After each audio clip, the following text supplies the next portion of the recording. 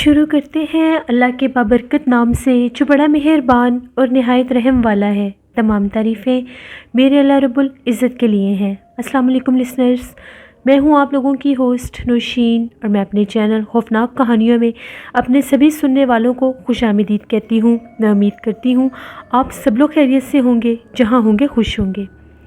Listeners, میرا channel جو ہے وہ مجھے بالکل بھی سمجھ نہیں آ رہی کہ کیا پرابلم بنا ہے جس کی وجہ سے میرا چینل جو ہے وہ ڈی مونیٹائز ہو گیا ہے، اور بھی کچھ یوٹیوب کے چینلز ڈی مونیٹائز ہوئے ہیں، میرا بھی ہو چکا ہے، جس کی وجہ سے میں لائیو سٹریم نہیں کر پائی۔ تو میں آپ لوگوں کے لیے سٹوری ابھی اپلوڈ کر رہی ہوں۔ آپ لوگوں کی سپورٹ کی مجھے ضرورت ہے، آپ لوگوں نے ایسے ہی مجھے سپورٹ کرنا ہے اور میری ہمت بڑھانی ہے مجھے آگے بڑھنے میں، اور میرے لیے دعا بھی کرنی ہے کہ میرے چینل پر جو پرابلم آ رہا ہے، جو میرا چینل ڈی مونیٹائز ہوا ہے، وہ میرا چینل دوبارہ سے مونیٹائز ہو جائے۔ تو آپ لوگوں کی سپورٹ اور دعا کی مجھے ضرورت ہے۔ آج آپ لوگوں کے لیے میں ایز یوزول بہت انٹرسٹنگ ہارر سٹوریز لے کر آئی ہوں جنہیں آپ لوگ بہت پسند کریں گے۔ سلسلہ شروع کرتے ہیں آج کی خوفناک کہانیوں کا، بڑھتے ہیں آج کی پہلی خوفناک کہانی کی طرف۔ یہ خوفناک کہانی عبدالمطال شیئر کر رہے ہیں۔ عبدال کہتے ہیں، میں کراچی کا رہنے والا ہوں اور آج آپ کے ساتھ اپنی زندگی میں پیش آنے والی ایک بہت ہی زیادہ ڈراؤنی کہانی شیئر کرنا چاہتا ہوں۔ آج سے 5 سال پہلے کی بات ہے، شام کا ٹائم تھا۔ ہم لوگ اس وقت نیو لیاری میں شفٹ ہوئے تھے، وہیں پر ہم لوگ رہتے تھے۔ ہم لوگ اپنی نانی اماں کے گھر سے واپس آ رہے تھے، تو اس وقت ہم لوگوں نے ایک چنچی رکشہ لیا۔ وہ جو رکشہ تھا عبدال موڑ پر آ کر وہاں سے دوبارہ ایک اور رکشہ چینج کرنا ہوتا تھا، تب ہم لوگ لیاری پہنچ سکتے تھے۔ جب ہم لوگ عبدال موڑ پر پہنچے تو ابھی وہاں پر رکشہ آنے میں ٹائم تھا۔ مجھے بہت زیادہ حاجت محسوس ہوئی، تو میں نے اپنی مدر سے یہ کہا کہ مجھے حاجت محسوس ہو رہی ہے۔ تو میری امی نے مجھے یہ کہا کہ جس جگہ پر بھی تم رفع حاجت کے لیے جاؤ تو پہلے وہاں پر 3 دفعہ پوچھ لینا کہ یہاں پر کوئی مخلوق ہے یا نہیں۔ لیکن میں نے امی کی بات سنی انسنی کر دی۔ میں تیزی سے گیا۔ رفع حاجت کے بعد جب میں واپس آیا تو اتنے میں ہم لوگوں کے لیے نیکسٹ جو آٹو آنا تھا وہ آ چکا تھا۔ اس پر بیٹھ کر ہم لوگ واپس آ گئے، اپنے گھر پہنچے تو اس وقت بھی لوڈ شیڈنگ بہت زوروں پر تھی۔ جب ہم لوگ گھر پہنچے تو لائٹ آف ہو چکی تھی۔ جیسے ہی لائٹ آف ہوئی تو ہم لوگ، گرمی کا موسم تھا، چھت پر سونے کے لیے چلے جایا کرتے تھے، 4 پائیں پہلے ہی چھت پر موجود تھیں، تو ہم لوگ اپنے بستر لے کر چھت پر سونے کے لیے چلے گئے۔ جیسے ہی ہم لوگ اوپر گئے، موسم کچھ خوشگوار تھا، ہم لوگ سو گئے۔ تقریباً رات 4 بجے کا ٹائم ہوگا۔ مجھے ایسا لگا کہ میرے سینے کے اوپر کسی نے بہت زور سے ہاتھ مارا ہے۔ میں ہڑبڑا کر اٹھ بیٹھا کہ میرے ساتھ ہوا کیا ہے۔ میں نے ادھر ادھر دیکھا تو کوئی بھی نہیں تھا۔ ٹائم دیکھا تو ٹائم 4 بج رہے تھے۔ میں نے سوچا کہ ابھی تھوڑی دیر میں فجر ہو جائے گی تو میں نیچے چلا جاتا ہوں۔ میں نیچے آ کے سونے لگا۔ جیسے میں بیڈ پر آ کر لیٹا تو مجھے ایسا محسوس ہوا کہ میرے بیڈ کے اوپر کوئی اور بھی بیٹھا ہوا ہے۔ مجھے باقاعدہ کوئی بیٹھا وہاں پر محسوس ہوا۔ اٹھ کر میں نے دیکھا تو کوئی بھی نہیں تھا۔ پھر میں لیٹ گیا، جیسی آنکھیں بند کی، وہاں پر میرے بیڈ کے اوپر کسی اندیکھے وجود کی پریزنس مجھے فیل ہو رہی تھی۔ کوئی نہ دکھنے والا وجود وہاں پر موجود تھا جو اپنا آپ مجھے ظاہر کر رہا تھا، لیکن وہ کسی شکل میں میرے سامنے نہیں تھا، وہ محض صرف آہٹ تھی۔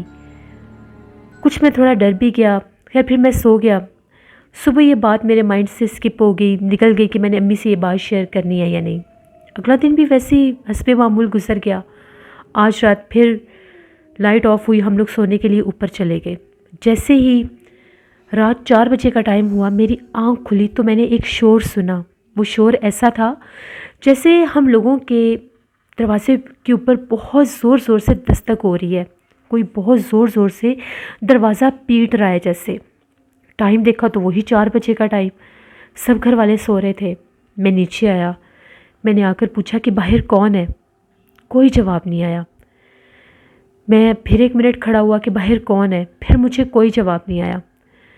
ابھی میں جا کر کمرے میں لیٹا ہی تھا تو پھر دروازہ کھٹکھٹانے کی آواز آنے لگ گئی۔ اب میں تھوڑا سا پریشان بھی ہو گیا کہ یہ کون ہے جو بار بار دروازہ بجا رہا ہے۔ مجھے لگا کہ شاید کوئی چور ڈاکو نہ ہو۔ میں نے ڈر کے مارے دروازہ نہیں کھولا۔ لیکن کوئی بار بار دروازہ بجا رہا تھا۔ صبح یہ بات میں نے امی سے شیئر کی۔ امی نے کہا کہ ہم نے تو کوئی آواز نہیں سنی کہ کسی طرح کا بھی کوئی دروازہ کسی نے بجایا ہے یا کوئی دستک ہوئی ہے، تم نیند میں ہوگی، تمہیں وہم ہوا ہوگا۔ لیکن مجھے پتا تھا کہ یہ وہم نہیں ہے، میں خود گیا تھا۔ اب یہ سلسلہ شروع ہی ہو گیا۔ روز رات 4 بجے مجھے کوئی اندیکھا وجود نیند سے بیدار کرتا تھا، وہ مجھے باقاعدہ جگاتا تھا، دروازہ پیٹ رہا ہوتا تھا۔ ایک دن تو حد ہو گئی، زور سے ایسے لگ رہا کوئی دروازہ توڑ دے گا۔ میں نے ڈرتے ڈرتے دروازے کے اوپر سے جھانک کر دیکھا، باہر کوئی بھی نہیں تھا۔ گیٹ کھول کر دیکھا، باہر کوئی بھی نہیں تھا۔ ابھی میں نے گیٹ بند کیا، صرف میں گیٹ لاک کر کے پلٹا ہی تھا، پھر دروازہ زور سے بجنے لگ گیا۔ اب میں بہت ڈر گیا کہ یہ کوئی عام بات نہیں ہے، یہ کوئی نہ دکھنے والا وجود ہے جو اپنا آپ ظاہر کر رہا ہے۔ میں فوراً سے کمرے میں گیا، آیت الکرسی پڑھنے لگ گیا۔ تھوڑی دیر مجھے اپنے سینے کے اوپر بوجھ محسوس ہوا، بڑی مشکل سے میں سویا۔ اگلے دن مجھے بخار چڑھنے لگ گیا، میری حالت بڑی عجیب ہونے لگ گئی۔ اتنا شدید مجھے بخار چڑھتا تھا کہ میری حالت عجیب ہو جاتی تھی۔ ہم لوگوں کے گھر کے باہر بیری کا درخت ہوتا تھا۔ مغرب کے ٹائم میں اس بیری کے درخت کے نیچے جا کر بیٹھنے لگ گیا۔ میں اپنی سینسز میں نہیں تھا۔ امی نے جب مجھے دیکھنا کہ یہ روز نیچے جاتا ہے اور باہر جا کر بیری کے درخت کے نیچے بیٹھ جاتا ہے، میڈیسن لینے سے بھی اس کا بخار نہیں ٹوٹ رہا، اور بخار ہوتا بھی مغرب کے ٹائم ہے، اور اس عجیب طرح سے میں بیہیو بھی کرنے لگ گیا، چپ رہنے لگ گیا، تو امی کو ڈاؤٹ ہو گیا کہ وجہ کچھ اور ہے۔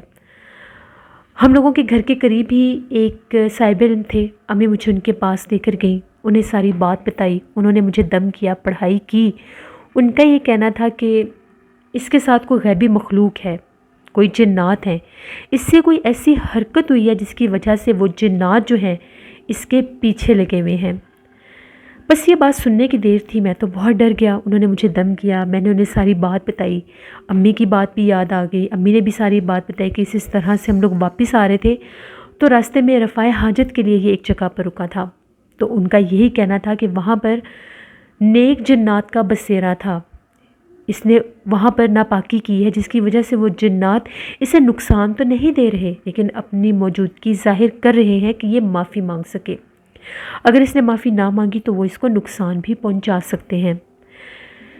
پھر میں نے ان سے پوچھا کہ مجھے کیا کرنا چاہیے۔ انہوں نے مجھے ایک تعویذ دیا، انہوں نے یہ کہا کہ فی الحال 40 دن تو نہ تم نے گھر سے باہر جانا ہے، نہ ہی تم نے کھلے آسمان کے نیچے جانا ہے مغرب کے بعد۔